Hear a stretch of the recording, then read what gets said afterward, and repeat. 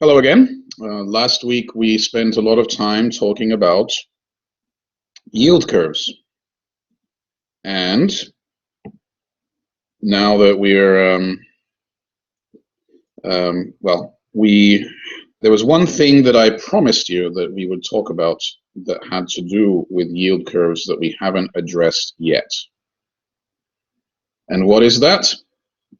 That is the question of why yield curves look the way they do now. So we've learned a lot about yield curves. We've learned about the kinds of information we can extract from them, about what people expect. We learned about the economic factors that influence yield curves. And we did so mainly using yield curves from, historical yield curves going back decades. But we haven't looked much at what happened in the last 10 years. And what happened in the last 10 years is a bit weird. And now that we've had a chance to know how yield curves work in general, we can then turn to discuss, well, we'll know why, we'll be able to identify that something weird has happened in recent years, first of all. And second of all, we're equipped now to try and figure out why. Right? So that's the first thing. The second thing on our list of to-do things is that we've spent all this time talking about different forms of debts, loans, bonds that vary in different ways. But what we still haven't talked about is equity.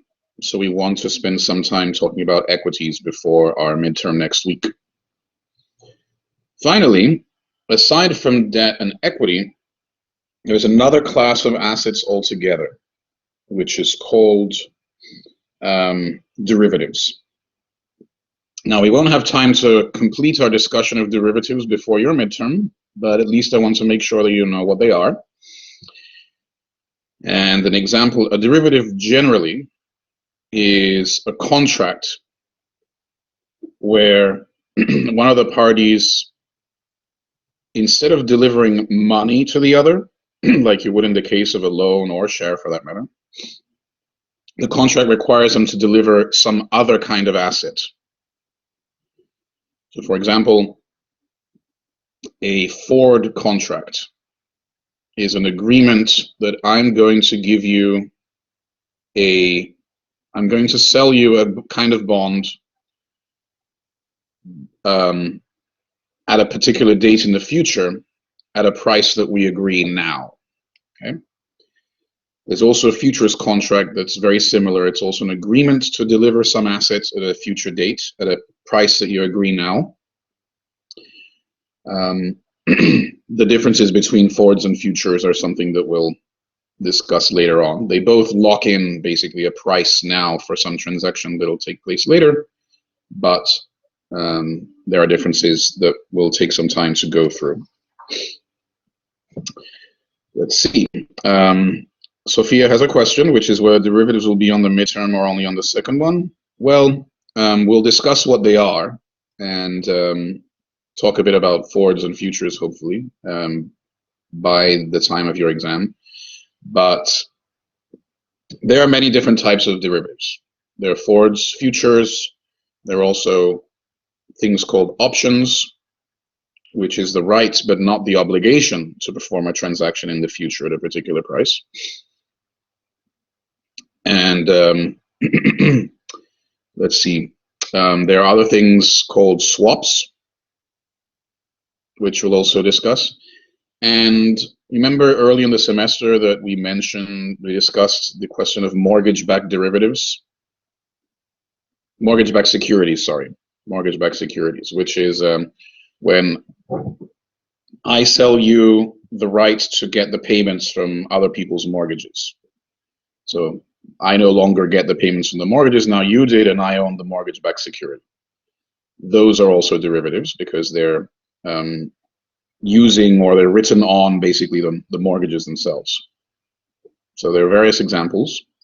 And as I said, we won't have time to go over anything except maybe a little bit about Fords and futures. Sorry, futures and Fords, yeah, by then. Okay, great. All right, so three to-do things today. Finish yield curves, quickly deal with shares, and start our discussion of derivatives. So let me start again by showing you, well, I said that the yield curves in recent years look a bit odd. So let's start by looking at them and seeing where the oddness starts to appear. Right. For this, I'm going to have to share my screen. How about now? Now it should be okay. Yes, okay. Sorry about that. I shared the wrong thing. Very good. So this is the yield curve for 2005, and I picked it to start with because it's a fairly normal average yield curve. Okay, the 1-year rate is around 3%. It has a slope that's kind of normal. The 30-year rate is around 5, maybe slightly lower. This is a very typical yield curve. Now I'm going to move through, and this is still the 2005 curve. Now I've added 2006, right? And what's about 2006? Well, it's the short-term rates are high. The curve is very flat. And, well, as usual, the long-term rate is not very different from what it was before. So most of the action is on the left. The long-term rates on the right don't change much. And we discussed, right? If a curve is kind of flat like this, what does it mean? It means people must expect interest rates to decline in future years. Here is 2007, the orange one. Still kind of flat. And same features as before. All the changes are on the left. The right-hand side doesn't change very much. Again, it's fairly flat, so people must expect interest rates to decline, which means they must expect a recession. Now let's move to 2008, and the interest rates decline. So this is, as you may know, well, this is February. These are the yield curves in mid-February for each of these years. So this is before the big recession in 2008, but the interest rates are already starting to drop. 2009, notice the interest rates on the right have dropped almost to zero. That's pretty extreme, actually. 2010, again, the rates are basically zero. 2011, 2012. You should have noticed that something happened here that hadn't happened in the case of the other ones. That's 2011. Here's 2012. 2013, 2014, 15, 16, 17, 18, 19, 20, and 21. That's where we are now. So did you notice something? Sorry, did you notice something unusual starting around 2012?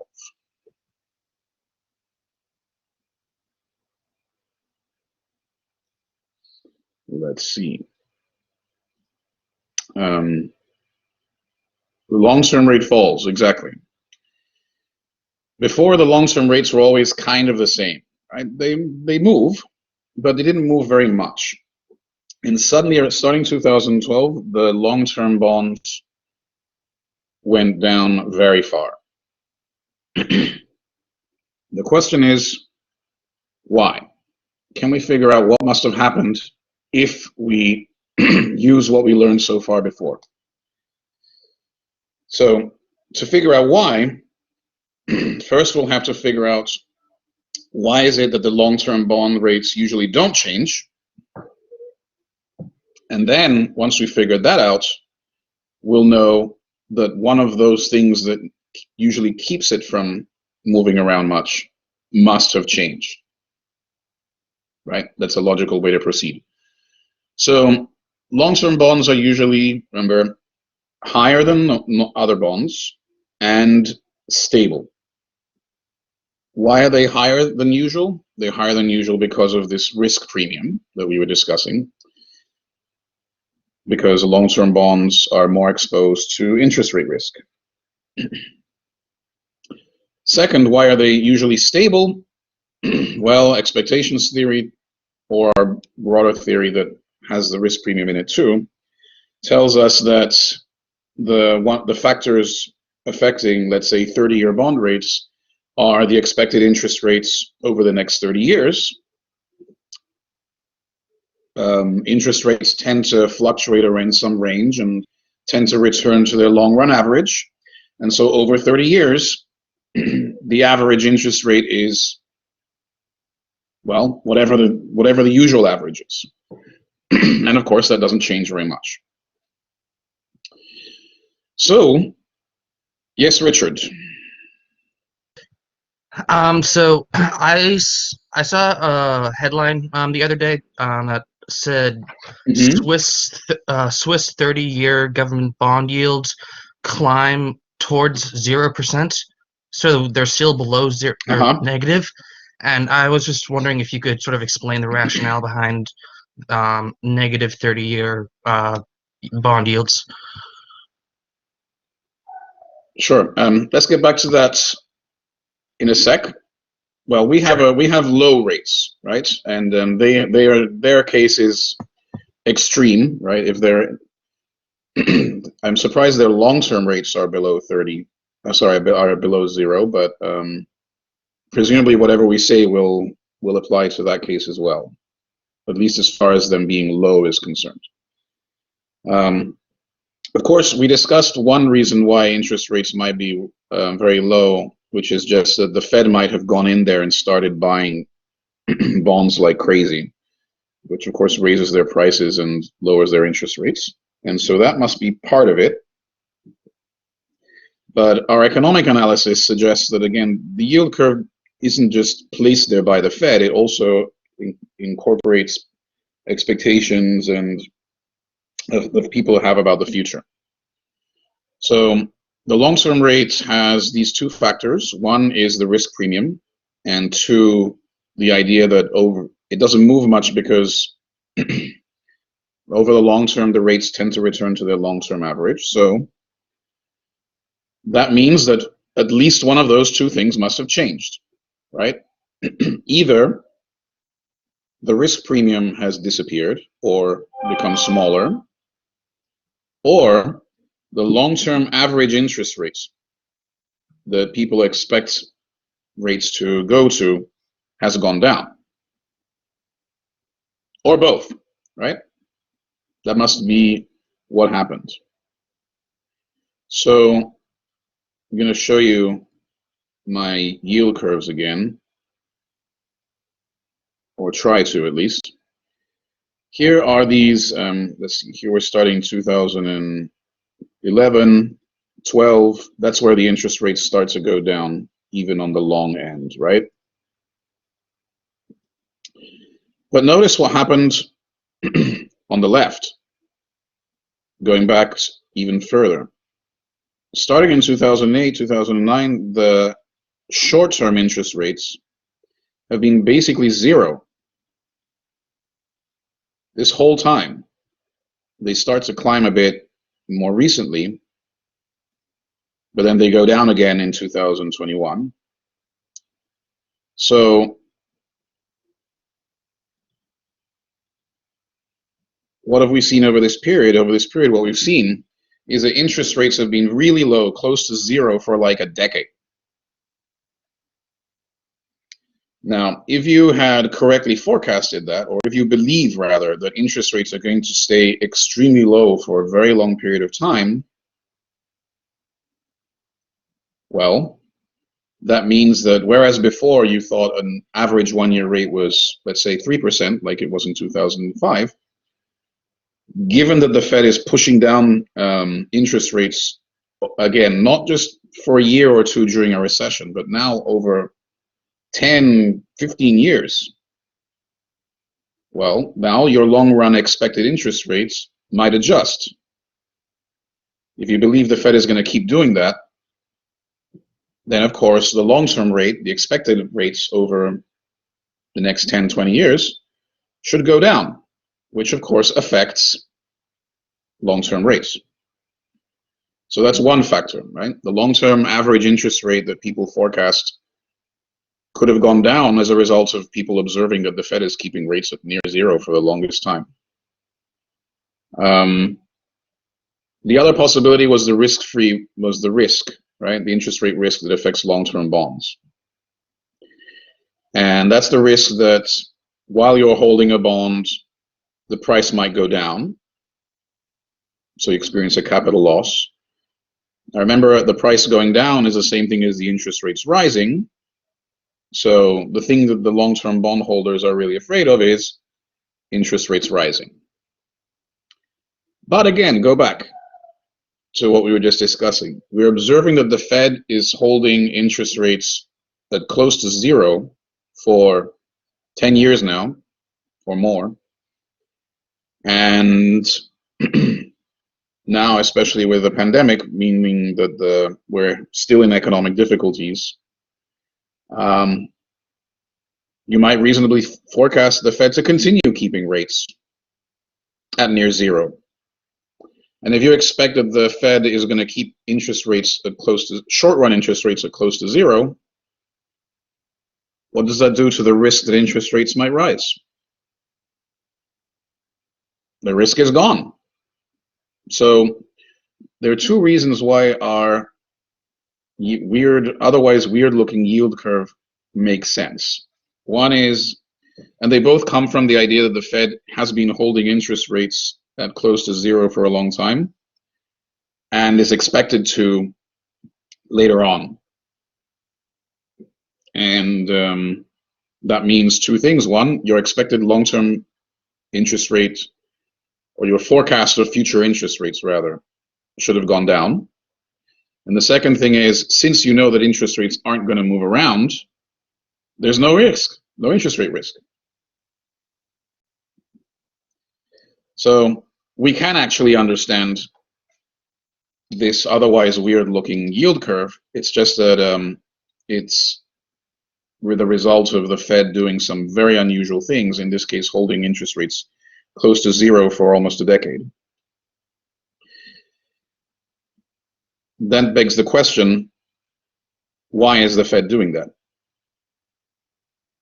Why is the Fed holding interest rates at close to zero? I mean, normally when the Fed lowers rates, it's because they think the economy is not doing well, right? Has the economy not been doing well? So yes, what were you going to ask, Sophia?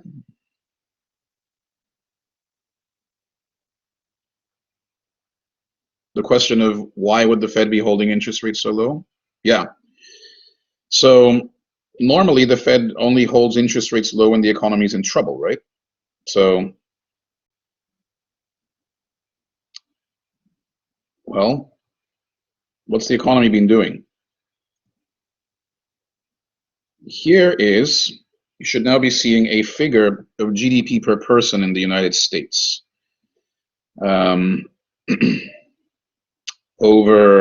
Since 1947. And as you know, GDP per person goes up, well, on average, over long periods of time, it grows at a fairly steady rate. But, sometimes there are periods when it grows unusually fast, which we call expansions. Sometimes there are periods when it grows slowly or even shrinks. We call those contractions. This one here in 1958 is actually another pandemic, interestingly. Again, over the long run, these things even out, right? And so we discussed that we've referred to these fluctuations as the business cycle, and this long run growth trend that you would get if you kind of tried to draw a line through GDP, we think of as economic growth.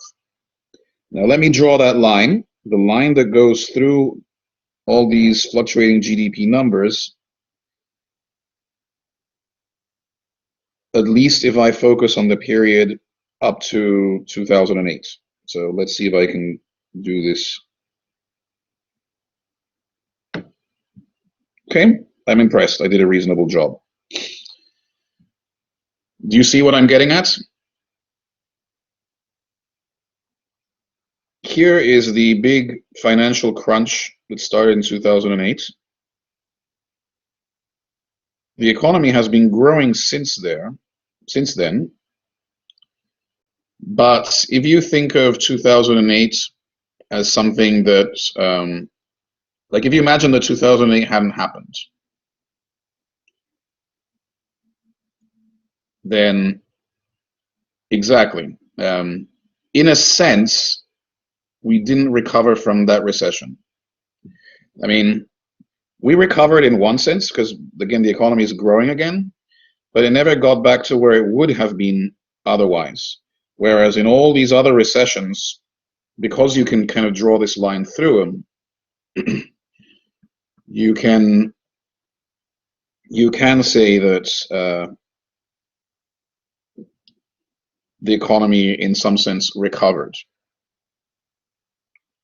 So, I'm not sure if any of you took macro with me when I used to teach Econ 1012, but if you did, you would see that countries tend to grow. Like, imagine there's a country that's wealthier than the US. Here's its GDP, and a country that's not as wealthy as the US.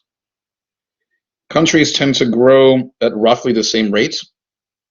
Very occasionally, there is a growth miracle where the country somehow changes its whole setup in a way that encourages more economic activity. Let's draw a third country here, fourth country.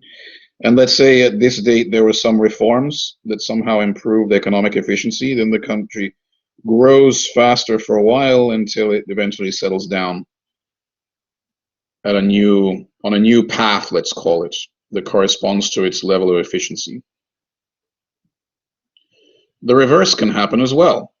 What if you're growing and there was some change that permanently made your whole setup, your institutions, your banking system and everything worse? Then you could have the opposite. You would deteriorate for a while and eventually resume growing again, but not on the same path as before. Like something happened that made a permanent dent in your economic efficiency. That's what this looks like to me for the United States. That because now we're growing, it's kind of growing on a parallel path. It's just that but it's a lower path. So something happened in 2000. So Sophia put it as we never recovered from the recession. In a sense, yes, and also in a sense, what happened there wasn't just, let's say, a normal recession after which you recover. It was something. At least it looks like it was something much bigger and more permanent. And what's going to happen here? Well, I guess we'll have to wait to find out.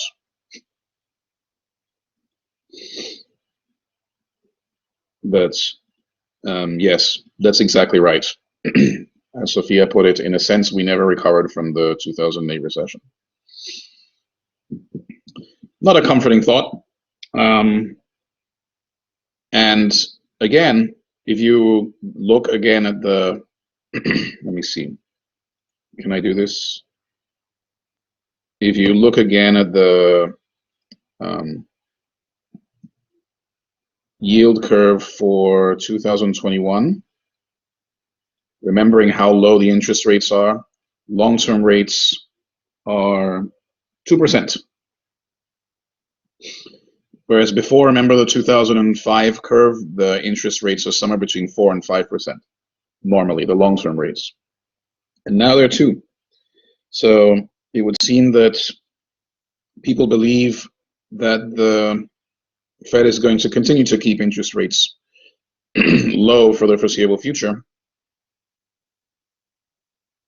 That's not very encouraging, I guess, as far as that's not very encouraging if people are actually correct. something would have to change. Something significant would have to change in either the economic conditions, or one possibility, I guess, is that some people argue that the current administration's stimulus plan is so large that it might cause inflation. Well, if inflation starts to go up, then of course, as we know, the Fisher effect means that interest rates would eventually go up as well. But at least for the time being, sounds like people are forecasting that interest rates will remain low for the foreseeable future. Oh well. Any questions, thoughts, comments about this yield curve discussion and what might be happening in the United States? Yes, Sophia. I mean, I read a lot of things about like the reason that the recovery was invented, but I was sorry, I just saw that comment. But I was just wondering like what you think probably made like the biggest impact and like why the recovery was just so like stalled. Like I know like there was extended periods of unemployment, and like obviously a lot of people have significant debt now, but I just wonder what you think is like the biggest factor that's contributing to like this stalled sort of like growth. This is just my thought. So if you were in my macro class, the way I would speak about economic growth is by saying that, remember I was showing these growth paths, the wealthier countries growing at some rate, the poorer countries also growing at roughly the same rates. They don't get closer or further away unless there's some major reform that improves their economic efficiency, right? And then they may, the word is called converge. They may converge to some higher level and then flatten out again, right? And then I would say that those reforms are reforms, broadly speaking, to institutions. Institutions meaning the legal system, the political system, the set of laws that either encourage or discourage efficiency or economic activity or productivity. So let's say if you do a reform that somehow encourages people to work harder or makes the banking system use funds more efficiently, then the economy might jump up. All of those things can go in reverse, right? There could be something that happens that means that the economy doesn't function as well as it used to. And so I think that what happened in 2008 is that the banking institutions, well, first there was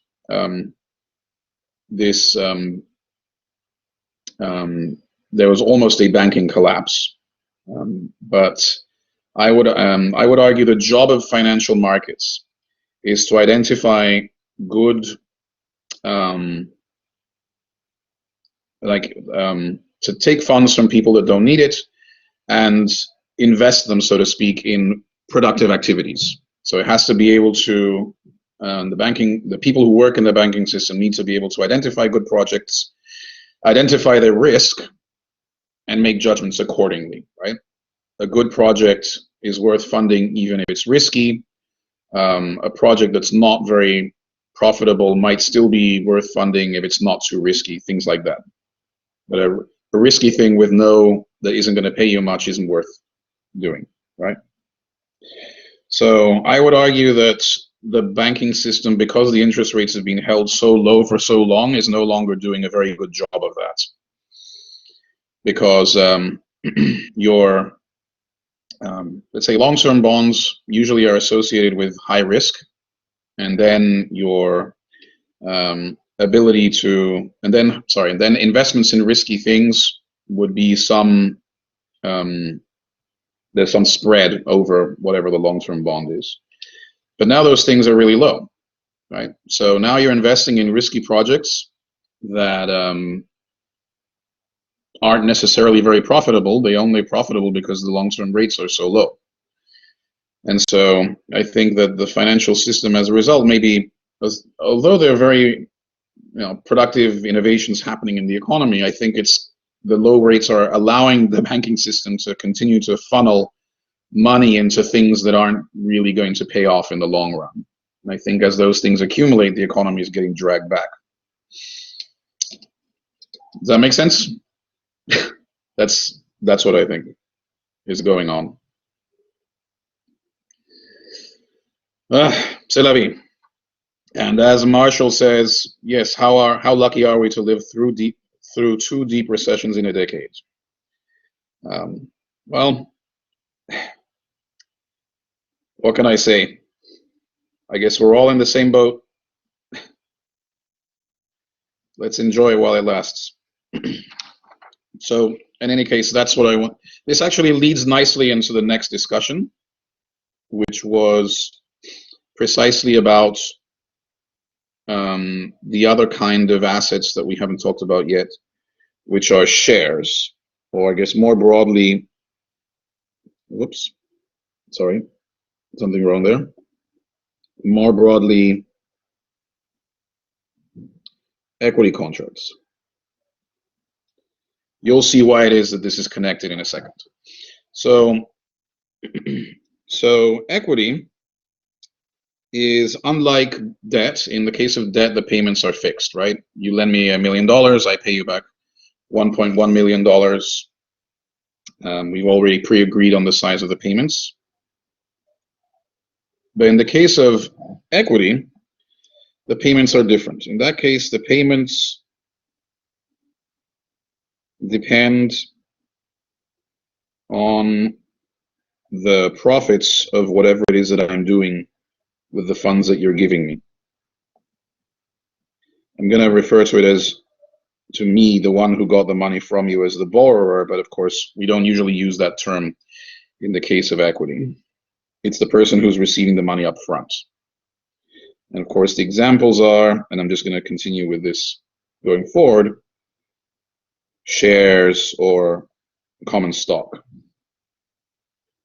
So just to make this clear, what we're talking about, let's take an example. Suppose there's a company called Apple Computer, and they sell shares.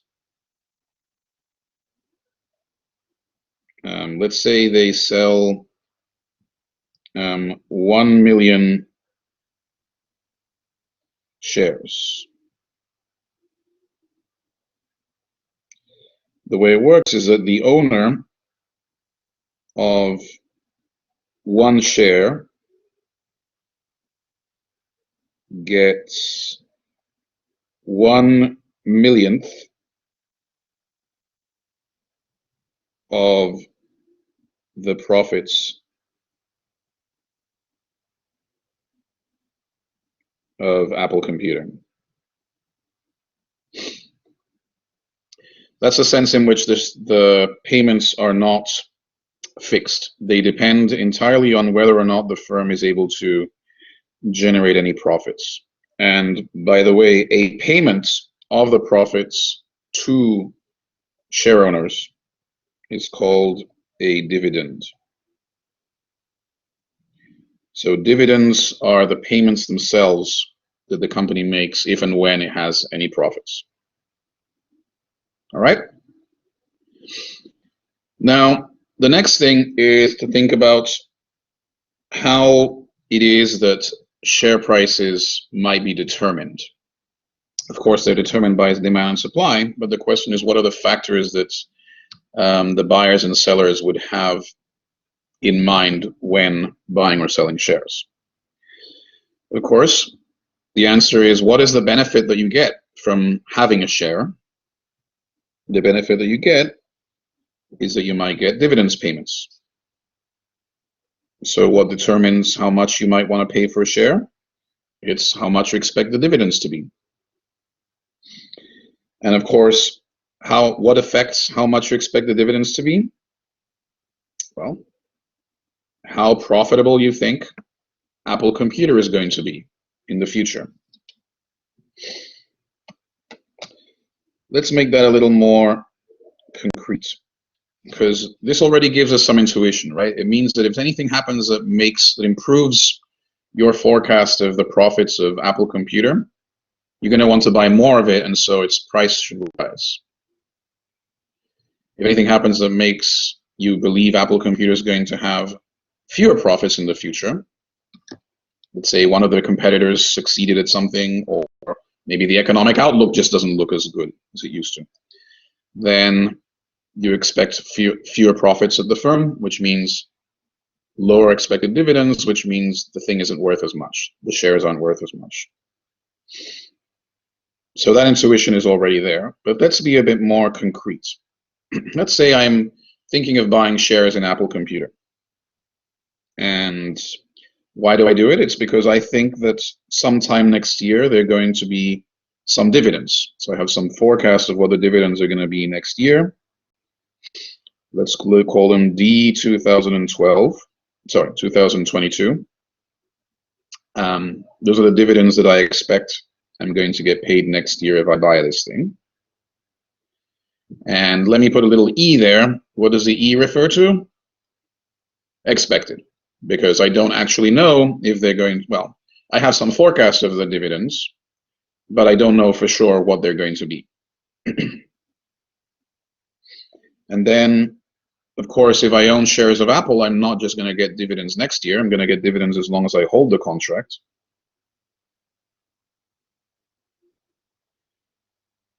So I also value these contracts because it entitles me to some dividends the following year and the year after that, and so on. Now, of course, what I value, my valuation of this share, how much it's worth to me, isn't just going to be the sum of these dividends, right? That wouldn't make sense. We discussed that before, because when you get these payments, you have the value of each payment has to be discounted. And what I really want isn't just the sum of these numbers. What I want is their present value, right? So let's figure out what is the present value of all of these things. Now, if this were a bond, we would write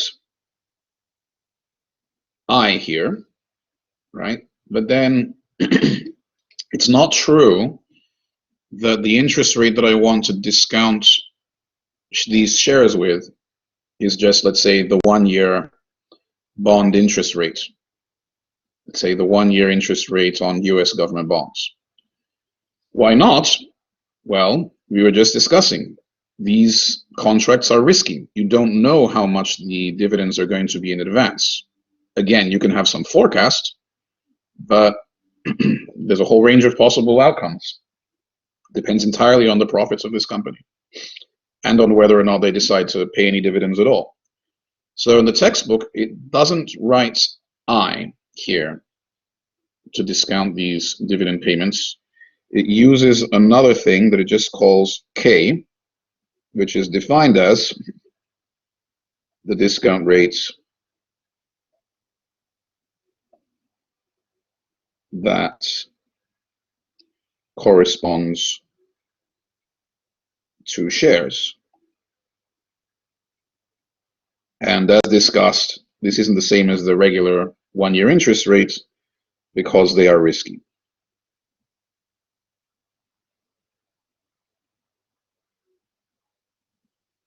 All right. And then similarly, the present value of the dividend payments from 2 years out has to be discounted twice using the appropriate discount rates. This one has to be discounted 3 times, and so on. And so the value to me, if I own this share, is going to be the present value of these dividends discounted with the appropriate discount factor. And of course, that's the value that this contract is going to have for anyone, right? So using our no arbitrage arguments, that means that this shouldn't just be the present value of the dividends. This should actually be the price of this share.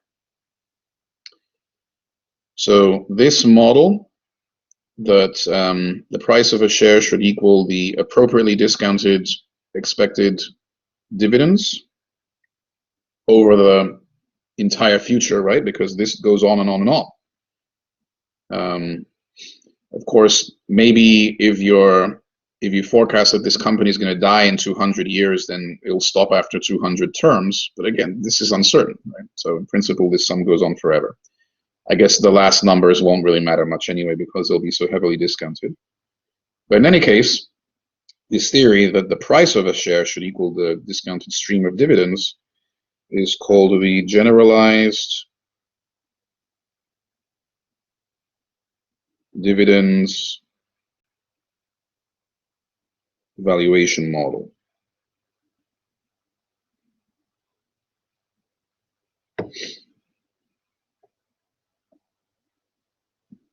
Right.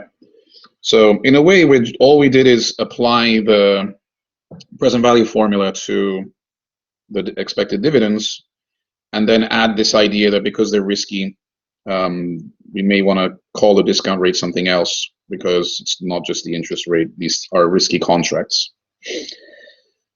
But that begs another question. The question it begs is the following. Should we use a different discount rate if there are some shares that are riskier than others? Let's say Apple Computer is a healthy company. We expect it to be around for a long time and it's very profitable. On the other hand, you have, let's say, GameStop. GameStop shares are shares of a company that's not very profitable. Its likelihood of going out of business is quite high, so it's a pretty risky thing to buy. Shouldn't you use a higher discount rate for GameStop shares than for Apple? And the answer is no. The answer is that you shouldn't use a different discount rate for each share. And the reason is something that I think is very important that isn't discussed in much length in the text, but it's called the principle of diversification. Rather than me tell you what the principle of diversification is, what I'd like you to do is to go into Blackboard, and under exams, you should be able to see a file that's called the Diversification Worksheet. Okay, so go to Blackboard and open up the Diversification Worksheet. The bottom line, I guess, is what it says here, which is don't put all your eggs in one basket. So in this worksheet, there is the following setup. I'm going to put you into breakout rooms for you to work on the problems, but here is the setup. You have $100, and there are two companies that have shares in your environment. One is called Rainy, and it only makes money when it rains. The other one is called Sunny, and it only makes money when it's sunny. So Rainy shares pay $2.20 if it rains and $0 if it's sunny, because no one buys the thing that Rainy makes, rain jackets. If it's sunny, the Sunny company makes $2.20 on each share, but $0 if it rains.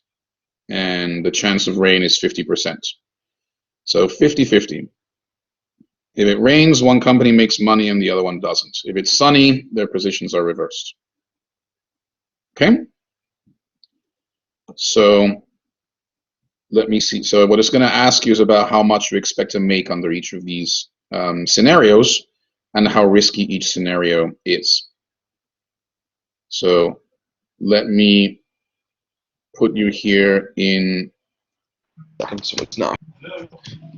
Hello. Hello, everyone. Welcome back. So how did we do? Good. Did everyone make it to the last question? We're currently on 4. Okay. So why don't I try and leap us ahead? Let me try and let me see. Here, I can type now. So the expected profit if you buy only shares of Rainy, well, you get 2.2 if it rains, and you have 100 shares because you're only buying that one, and that happens with probability half. With probability half, you don't get anything. So this is it. This is your expected profits. So it's 220 times a half, which is 110. That's the first thing. Question 2 should be exactly the same, right? Because you only get the same thing when it's sunny, but sunny happens also with probability half. So what about question 3? If you spend half your money on each share, what happens there? And I guess the most important question is it risky or not? It's not risky because you have diversified your portfolio. Right. If it rains, you get 2.2 from your rainy shares. You have 50 of them, and that happens with probability half. Whoops. If it shines, you get 2.2 from your sunny shares, and you have 50 of them, and that happens with probability half. So if it rains, if you work this out, you should get 55. If it's sunny, you should get 55. You add it all up, and you get the same 110 as before, but now you get it for sure. So rain and shine turn out to be events that affect both companies differently. It's good for one and it's bad for the other. And that kind of risk is called idiosyncratic risk. And you can get rid of it entirely by just holding shares in both companies.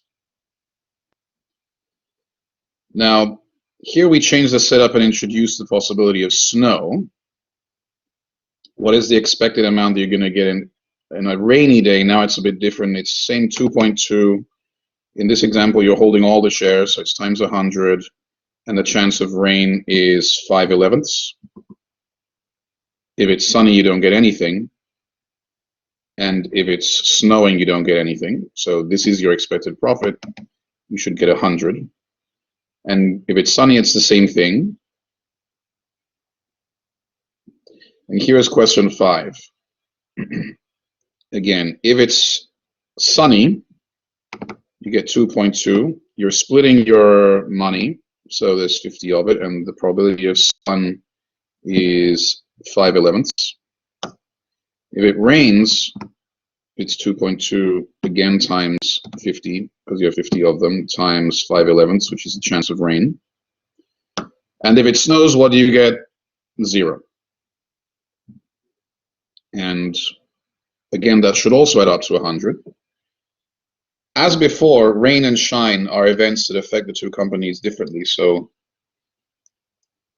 it's idiosyncratic risk, and you can get rid of it by owning shares in both. But what about snow? The problem is snow affects everyone badly, so you can get rid of that risk. And as it says on the last slide, a risk like that you can't get rid of by diversifying is systemic risk. So this is something that I learned when I was in college. It was one of the lessons that I thought was one of the most important from my entire 4 years there. So if you were in a corporate finance class, you might spend some time then figuring out, okay, given the whole universe of shares out there with all their different risks and so on, what is the right amount to buy of each? Right? Here we had a simple example with made up numbers. Of course, reality, there are thousands of different kinds of shares, and the question is, how much should you have of each? And just so you know, the answer in many cases is just going to be, you should have a representative basket or portfolio of shares that covers the entire market. So let's say if Apple Computer is 3% of all the shares, or the value of Apple's shares is 3% of all the shares out there, then you should have 3% of your portfolio in Apple. If General Motors is 5%, then you should have 5% of your holdings in General Motors. And that way you'll be as diversified as you could possibly be. Okay? Any questions, thoughts, comments? All right. Great. So that is the principle of diversification. And what it just says is that if you hold a well-diversified portfolio, the only thing that you face is systemic risk. And what does it mean? That's why, going back here, we only have one discount factor here, regardless of which share we're talking about, whether it's GameStop or Apple. The idea is you're holding already a well-diversified portfolio, so the only risk that you really care about is systemic risk. And so this is the discount rate where it corresponds to shares because they have systemic risk.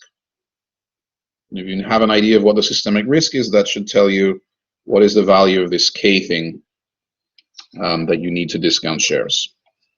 Okay, so that's why we only use the same discount rates. Let's see. Finally, I wanted to tell you a little bit about derivatives, but I think we've kind of run out of time for that.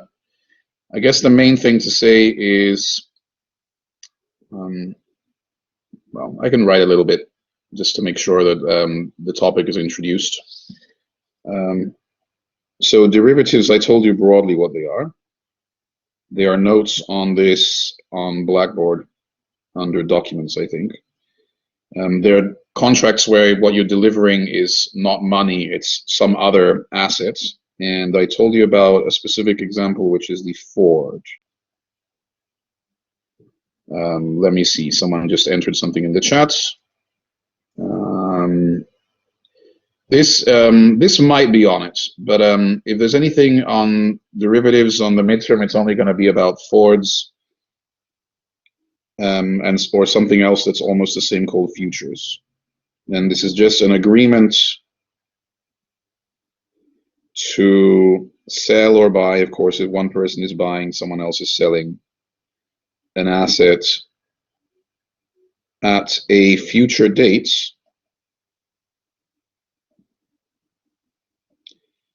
at a fixed price. Well, let me put that differently. At a price that is agreed now. And you can do this for two reasons, right? One is that you own the asset and you want to, and you're afraid of interest rate risk, let's say. You own a bond, you're afraid of interest rate risk. You're planning to sell the bond in a year anyway. And so you go around and try and find someone who's planning to buy bonds a year from now. Who might that be? Well, that's a whole other discussion, but if you could find someone who was willing to agree to buy the bonds from you in a year, you could write a forward contract and just lock in the price. And then if you've already agreed on the price of this thing, you don't need to worry about the price changing anymore, because you've already found someone that you agreed a fixed price to. So using forwards to try and avoid interest rate risk, or I guess any other risk, is known as hedging. And we'll discuss, I guess, next week or the week after that a bit more about what hedging is and how you can do it. But I just wanted to make sure you knew the terminology. First, what a derivative is, then what a forward is. And there's something called a futures contract, which is almost the same. I guess you can think of them as being the same for now. We'll discuss their differences whenever we have time. Just want to make sure that you know that these things exist, so they're on your radar. All right. So what we're talking about will be on the exam. I'm not sure if we'll be able to do much on Monday. I wanted to maybe talk a little bit more about derivatives on Monday and then spend some time on review. So we could go over some problems from the sample midterm, for example, or just answer any questions about anything we've done in the semester so far. Okay? Great. So I guess we have a little more than 10 minutes left. So why don't we go to our exit quiz? Let's get going.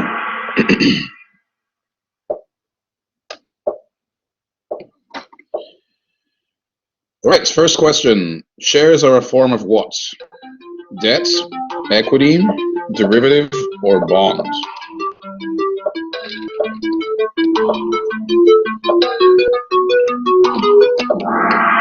Very good. Everyone got that one right.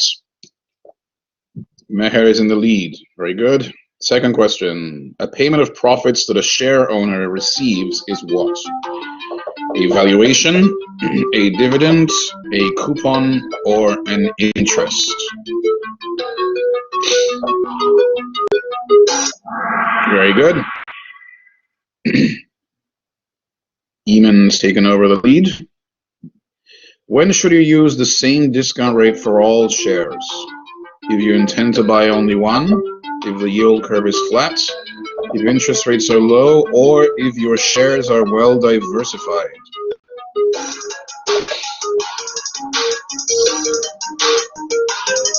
One person thinking carefully about this one. Okay, most of you got that right too. Great job. Meher is back on top. If you hold a wide variety of stocks, do you face no risk? Do you face mainly idiosyncratic risk? Do you face mainly systemic risk? Or is the risk the same as if you had one share type? Very good. I'm glad everyone was listening. Meher is still ahead. Very good. Almost there. What might explain the unusually low 30-year interest rates that we've experienced in recent years?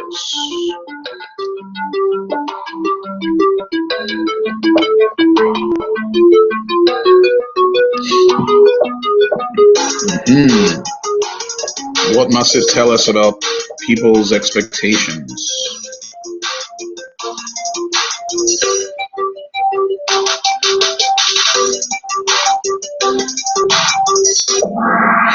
Very good. Everyone seemed to get almost everything right this time. Last question. The idea of okay, something looks wrong here. Okay. Never mind. The idea of forward contract is to lock in the price of something you want to trade in the future, something you want to trade now, taking out a long-term loan, or a house. This thing seems to think there are two correct answers, but there is only one. That's why I said something doesn't look right here. All right. Very good. Let's see what our podium looks like. Marshall is third. Meher is second. And first we have Ezra. Very good. So Ezra, you win. You get to choose what silly thing I have to put on for the end of class. What suggestions do you have? A horse? A horse? Horse. Let's see what comes up if I say horse. Okay, now I'm a horse, and my hair moves around with me. This is terrible. Let's try another one. Okay, there's another one this one's better because it's a horse's mouth, as it were. Very good. All right, now I'm a horse. And my throat is a bit hoarse as well, so it's fitting. Thanks very much. I hope everyone learned something. Look forward to talking to you as a human once again next week. And meanwhile, take care. And remember, you can always get hold of me if you need to, by email or otherwise. Bye.